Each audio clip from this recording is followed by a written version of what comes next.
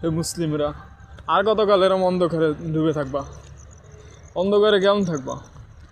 ইসলাম মুসলিম মনে মহে মহে বলো, ইসলাম মানো মহে মহে বলো। ইসলাম তো এরম নয়, মন করা নয় তো। ইসলাম বলছে আল কোরআন ও নবীর সুন্নাহ দ্বারা, এটাকে বলে ইসলাম। চলাকে ইসলাম বলে।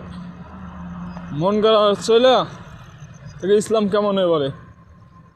এরকম মন করা চলতে চলতে এখন এমন অবস্থা হয়েছে আমাদের, এই অন্ধকারের মতন অবস্থা।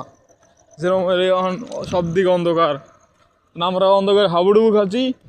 এই সুযোগে ইহুদি, খ্রিস্টান, বৌদ্ধ, হিন্দু, অন্য ধর্মাবলীরা, যারা ভালো ধর্ম, অন্য ধর্মাবলীর লোকের মধ্যে মুখের মধ্যে মনের মধ্যে কিছু ভালোটা আছে, তারা চুপ আছে। আর যারা খারাপ, তারা আমাদের উপর চলে বসছে। কারণ কি? এই যে আমরা মন খারাপ করি, ইসলাম মানি না, কোরআন মানি না, নবীর সুন্নাহ মানি না, এই কারণেই। ভাই ইসলাম শিখেন, ইসলাম শিখে ফেরা, কারণ একসাথে ইসলামের জন্য লড়ি, চালেমের মোকাবিলা করতে হবে। হজ বাঁচবো না হইলে শহীদ, দিনের জন্য কাজ করতে হবে। আসসালামু আলাইকুম।